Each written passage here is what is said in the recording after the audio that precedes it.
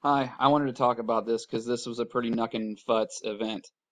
I refuse to accept that it was just a fat finger whoopsie mistake.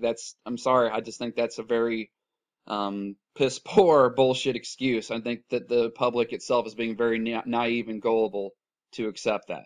All right, so having said that, why did they do this? Well, it's funny because we've been talking about the dance in the stars between Saturn and Capricorn between now and 2020 that started last month, right? Well, Pluto is involved with all this dance up there as well, and whenever these planets do their little conjunction, Pluto and Saturn and all this stuff, and this alignment's taking place between now and 2020, the thing that happens is ideologies are challenged, they're destroyed, they're restructured, right? And so as the news is pounded now because of this, which is what they're being told to do, they're doing this for a reason.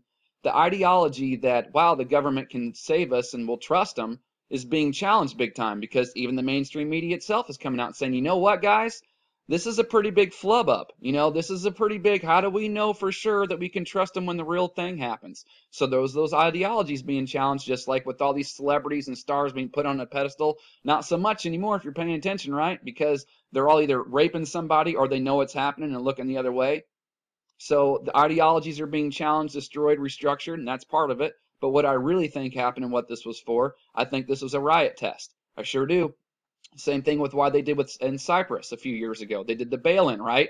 People went to bed. They woke up the next morning and said, hey, the bank was going under. We needed your money. Bail-in, took it. Sorry. So sorry. Not sorry. And they did that on Cyprus, a little small island, I think, to keep it contained. Same thing here. They said, let's see what people are going to do whenever we tell them they got 20 minutes to live. And they did it someplace where they knew it was going to be easily contained. This time, a group of islands as opposed to just one island. That's what I think. But that's just me thinking out loud. And remember, we're still in the year of the rooster. It's not till next month that the year of the dog begins. So, cock-a-doodle-doo, wake up, everybody, because this was not just some stupid fat finger mistake. And I think this is pretty interesting as well this is a pretty impossible coincidence if you ask me. This is from the government itself, the Hawaiian government. 8:07 a.m. a warning test was triggered. Here's the tweet. 8:07 a.m. Ballistic missile threatened bound to Hawaii. Seek immediate shelter. This is not a drill. It's knuckin' futz, man. Here's Revelation 8, verse 7. The first angel sounded. There are the sirens. Get to your bunker. And there followed hail, fire, mingled with blood, and they were cast upon the earth, and the third part of the trees were burnt up, and all grass was burnt up. I've heard this be compared to a nuclear exchange or war. So I think that's a pretty amazing coincidence that Revelation 8, verse 7 refers to that, and this warning fake missile alarm went out at 8:07. It's pretty incredible if you ask me. So I think ideologies are being challenged because of this. I think this is a controlled riot test.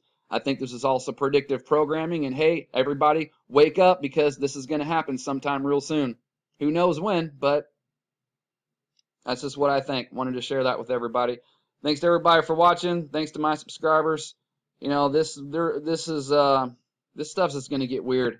This stuff's just going to get weird.